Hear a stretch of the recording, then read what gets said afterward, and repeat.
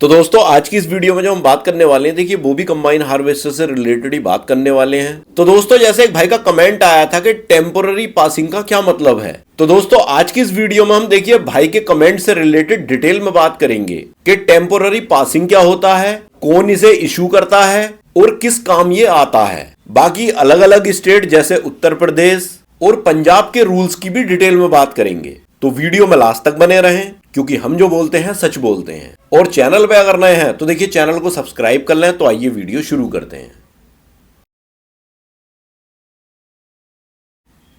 तो दोस्तों video start करने से पहले मैं एक बात आपको बता दूं कि मेरी जो वीडियो होती हैं वो बहुत ही इंफॉर्मेटिव होती हैं। तो देखिए बहुत सारे भाई जैसे थोड़ा सा वीडियो को देखा और फिर उसे स्किप कर देते हैं या मतलब फॉरवर्ड कर करके आगे भगा भगा कर जो है वीडियो को देखते हैं। तो देखिए उससे क्या होता है कि कुछ बातें वो मेरी मिसिंग कर जाते हैं और फिर होता क्या है, बहुत सारे भाई बात सुनते तो है नहीं, फिर उस पर कमेंट करते हैं। वही चीज जो मैं बता चुका हूं फिर उसे वो कमेंट में पूछते हैं। तो फिर देखिए उसी बात को बार बार हर वीडियो में बताना वो पॉसिबल नहीं है। तो इसलिए मेरा सभी भाइयों से ये कहना है कि देखिए वीडियो को स्किप मत करा कीजिए, जो भी मैं बोल रहा हूं उसे ध्यान से सुना करिए। तो फिर मुझे ये उम्मीद है कि आपको कमेंट करने की जरूरत नहीं पड़ेगी, मतलब बार बार वही बात पूछने की जरूरत नहीं पड़ेगी। आपके सारे डाउट्स क्लियर होते चले जाएंगे हर पॉइंट से रिलेटेड। तो अब आते हैं मेन पॉइंट पर। तो दोस्तों जैसे हम न्यू कंबाइन हार्वेस्टर परचेज करते हैं तो हैंड टू हैंड जो परमानेंट रजिस्ट्रेशन होता है वो तो मिलता नहीं है। अब ऐसी सिचुएशन में कंबाइन हार्वेस्टर को रोड पर ले जाना या खेत में चलाने के लिए टेम्पोररी रजिस्ट्रेशन की जरूरत पड़ती है। तो भाई ने जैसे कमेंट में बोला कि टेम्पोररी पासिंग का क्या मतलब होता है, तो देखिए टेम्पोररी रजिस्ट्रेशन या कोई और चीज जैसे कोई पास है वो कुछ टाइम के लिए दिया गया हो, ये मतलब होता है टेम्पोररी पासिंग का। मतलब मेरा कहने का ये है कि कुछ टाइम के लिए वो पास दिया जाता है, फिर उसके बाद वो पास की वैलिडिटी खत्म हो जाती है। तो मतलब एक तरह से वो टेम्पोररी पासिंग होता है कुछ टाइम के लिए। इसी तरह से टेम्पोररी रजिस्ट्रेशन होता है। लेकिन देखिए बात यहीं खत्म नहीं होती, अब हम इन सब बातों को स्टेप बाय स्टेप समझते हैं। तो दोस्तों कंबाइन हार्वेस्टर के केस में टेम्पोररी पासिंग का जो मतलब होता है वो यही होता है कि मशीन को अभी परमानेंट रजिस्ट्रेशन नंबर नहीं मिला है, लेकिन उसे लिमिटेड टाइम चलाने के लिए परमिशन मिल गई है। जब आप मशीन को एक राज्य से दूसरे राज्य में ले जा रहे हो या डिलीवरी के टाइम परमानेंट रजिस्ट्रेशन नंबर आने में देरी हो, बिना टेम्पोररी नंबर के रोड पर चलना कानूनी रूप से गलत है और इसका देखिए आपको भारी जुर्माना भी भरना पड़ सकता है। और एक इंपॉर्टेंट बात मैं और बता दूं, देखिए जो परमानेंट रजिस्ट्रेशन होता है वो इस टेम्पोररी रजिस्ट्रेशन के बिना नहीं होता है, क्योंकि परमानेंट रजिस्ट्रेशन कराने में इस टेम्पोररी रजिस्ट्रेशन की कॉपी भी साथ में लगती है। तो कुछ भाई के केसेस में ये भी हुआ है कि कंबाइन हार्वेस्टर भाई को दे दी है और टेम्पोररी रजिस्ट्रेशन ही नहीं दिया, तो फिर क्या हो रहा है कि परमानेंट रजिस्ट्रेशन उन भाइयों का हो ही नहीं पा रहा है। तो मतलब इतना इंपॉर्टेंट होता है टेम्पोररी रजिस्ट्रेशन या टेम्पोररी पासिंग।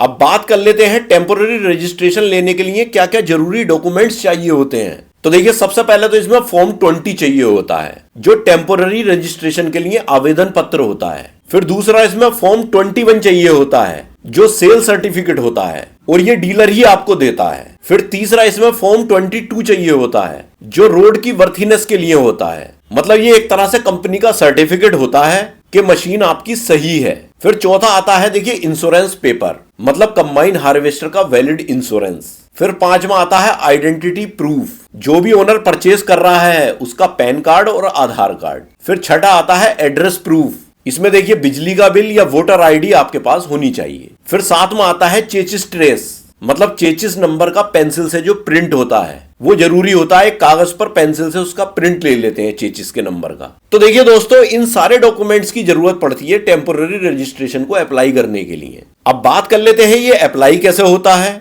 तो देखिए ये अप्लाई ऑनलाइन भी हो सकता है और ऑफलाइन भी हो सकता है, मतलब दोनों तरह से आप इसे अप्लाई करवा सकते हो या कर सकते हो। अब मैं जो यहां डिस्कस करूंगा मैं ऑनलाइन की डिस्कस करूंगा कि ऑनलाइन कैसे अप्लाई करना है। मतलब ये उन भाइयों के लिए बहुत इंपॉर्टेंट हो जाएगा ऑनलाइन अप्लाई का कि देखिए बहुत से भाइयों के पास टेम्पररी रजिस्ट्रेशन ही नहीं है जिसकी वजह से उनका परमानेंट रजिस्ट्रेशन नहीं हो पा रहा है। तो उन्हें इस चीज में हेल्प मिल जाएगी। अगर उनके पास ये सारे डॉक्यूमेंट्स हैं तो वो खुद से अप्लाई करके भी टेम्पररी रजिस्ट्रेशन ले सकते हैं जिससे कि उनका परमानेंट रजिस्ट्रेशन हो जाए। तो देखिए दोस्तों ऑनलाइन अप्लाई करने का सबसे पहला स्टेप जो है वो है देखिए पोर्टल पर लॉगिन करना। तो देखिए सबसे पहले तो आप वेबसाइट खोलेंगे परिवहन.gov.in, तो इस पे आपको लॉगिन करना पड़ेगा और लॉगिन करने के बाद ऑनलाइन सर्विसेज में जाकर व्हीकल्स रिलेटेड सर्विसेज चुने और अपना जो भी स्टेट है, जो भी आपका राज्य है, वो सेलेक्ट करें। तो देखिए ये स्टेप 1 कंप्लीट हो जाता है। फिर इसके बाद आता है स्टेप 2।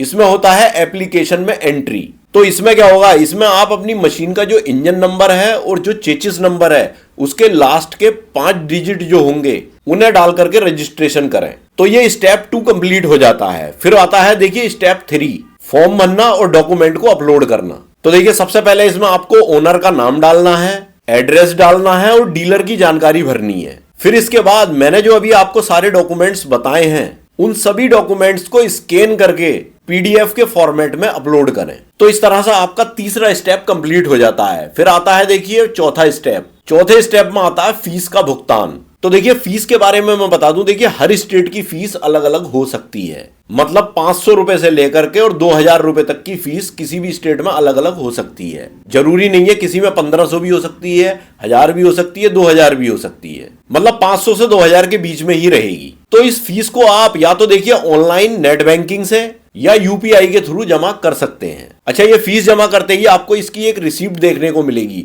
तो उस रिसिप्ट का प्रिंट आउट जरूर ले लें। तो देखिए स्टेप 4 जो है ये यहां पर कंप्लीट हो जाता है। अब आता है स्टेप 5, आरटीओ वेरिफिकेशन। तो देखिए दोस्तों, अक्सर भारी मशीन्स के लिए इंस्पेक्टर जो होता है वो फिजिकल वेरिफिकेशन करता है। मतलब जो भी आरटीओ ऑफिस से इंस्पेक्टर आता है वेरिफिकेशन के लिए, वो पूरी मशीन को फिजिकली देखता है। तो आपको जो है मशीन वो आरटीओ ऑफिस ले जाने की जरूरत पड़ सकती है। और ज्यादातर जो होता है देखिए इंस्पेक्टर जो भी डीलर होता है उसके मशीन का जो यार्ड होता है उसी में आकर के फिजिकल वेरिफिकेशन कर लेता है। मतलब इतनी बड़ी मशीन को कहां लिए फिरेंगे, तो उनका जो है जो डीलर कराते हैं या कंपनी वाले कराते हैं तो वो अपने यार्ड में ही करा देते हैं फिजिकल वेरिफिकेशन। अब आप जैसे अपने आप से करा रहे हो तो फिर आपको तो आरटीओ ऑफिस में ले जानी पड़ेगी मशीन। तो देखिए दोस्तों, वैसे तो देखिए टेम्पररी रजिस्ट्रेशन जो है वो डीलर ही करवा कर देते हैं, लेकिन कभी कभी नहीं भी करवाते हैं। तो बहुत सारे भाई जो है वो कमेंट करते हैं कि हमें डीलर ने टीआर नंबर नहीं दिया, जिसकी वजह से परमानेंट रजिस्ट्रेशन नहीं हो पा रहा है। तो ये जो अप्लाई करने का प्रोसेस है मैंने इसी वजह से बताया है। तो दोस्तों अब बात कर लेते हैं देखिए अलग अलग स्टेट की, अलग अलग राज्य की। जैसे हम यहाँ उत्तर प्रदेश की बात करेंगे तो देखिए दोस्तों, उत्तर प्रदेश में टेम्पररी रजिस्ट्रेशन की जो वैलिडिटी होती है वो आमतौर पर 1 महीने के लिए वैलिड होती है। मतलब टेम्पररी रजिस्ट्रेशन की भी एक लिमिट होती है, वो लिमिट 1 महीने तक ही होती है। मतलब अगर आपका परमानेंट रजिस्ट्रेशन अगर 1 महीने के अंदर अंदर नहीं होता है तो ये जो टेम्पररी रजिस्ट्रेशन है ये 1 महीने बाद एक्सपायर हो जाता है। अब मान लीजिए आपको इसकी अवधि बढ़ानी है तो इस टेम्पररी रजिस्ट्रेशन की वैलिडिटी खत्म होने से पहले आरटीओ में इसके एक्सटेंशन के लिए अप्लाई करना होगा, तो इसकी वैलिडिटी बढ़ा भी दी जाती है। तो दोस्तों ये तो बात हुई देखिए उत्तर प्रदेश स्टेट की। लेकिन जैसे कि हम यहाँ कंबाइन हार्वेस्टर के कंसेप्ट में बात कर रहे हैं तो हमें पंजाब की बात करनी चाहिए, क्योंकि ज्यादातर कंबाइन हार्वेस्टर नई जो है वो पंजाब में ही बनती हैं और वहीं से टेम्पररी रजिस्ट्रेशन उनका इशू होता है। तो पंजाब स्टेट के रूल की बात कर लेते हैं टेम्पररी रजिस्ट्रेशन की। तो देखिए दोस्तों, पंजाब में टेम्पररी रजिस्ट्रेशन नंबर की जो वैलिडिटी होती है वो भी आमतौर पर 1 महीने के लिए ही वैलिड होती है। अगर आपको इसे बढ़वाना है तो वैलिडिटी खत्म होने से पहले आरटीओ में एक्सटेंशन के लिए अप्लाई करवाना होगा। तो दोस्तों ये तो बात हुई देखिए टेम्पररी रजिस्ट्रेशन से रिलेटेड। अब कुछ इंपॉर्टेंट पॉइंट्स पर बात कर लेते हैं, जैसे HSRP plate, high security registration plate. तो देखिए दोस्तों, एचएसआरपी जो प्लेट होती है वो भी देखिए परमानेंट रजिस्ट्रेशन होने के बाद ही इशू होती है। पहले क्या होता था, पहले एक सिंपल नंबर प्लेट पर ही ऐसी नंबर हम डलवा लिया करते थे और वो हर जगह वो नंबर प्लेट वैलिड होती थी। लेकिन अब कुछ दिनों से जो है एचएसआरपी प्लेट ही वैलिड होती हैं। तो जब तक परमानेंट रजिस्ट्रेशन नहीं होता है तब तक एचएसआरपी प्लेट भी नहीं आती है। तो अब आपको अगर टेम्पररी रजिस्ट्रेशन मिल गया है तो आपको कोई सिंपल नंबर प्लेट लगा करके ही उस पर टेम्पररी रजिस्ट्रेशन का नंबर लिखवाना चाहिए डिलीवरी लेते टाइम। क्योंकि देखिए अगर आपने ये टेम्पररी रजिस्ट्रेशन भी नंबर अगर कहीं नहीं लिखा है तो भी रोड पे चलते हुए आपका चालान हो सकता है। तो दोस्तों आई होप कि भाई को अपने कमेंट का जवाब मिल गया होगा और भी बहुत सारी बातें भाई को जानने को मिली होंगी। तो बाकी दोस्तों इससे रिलेटेड अगर किसी भी भाई की कोई क्वेरी है या सजेशन है तो वो मुझे कमेंट बॉक्स में कमेंट कर सकते हैं। और देखिए चैनल पे अगर नए हैं तो चैनल को सब्सक्राइब भी कर लें। तो मिलते हैं इसी तरह की किसी नेक्स्ट वीडियो में, तब तक के लिए थैंक यू, बाय।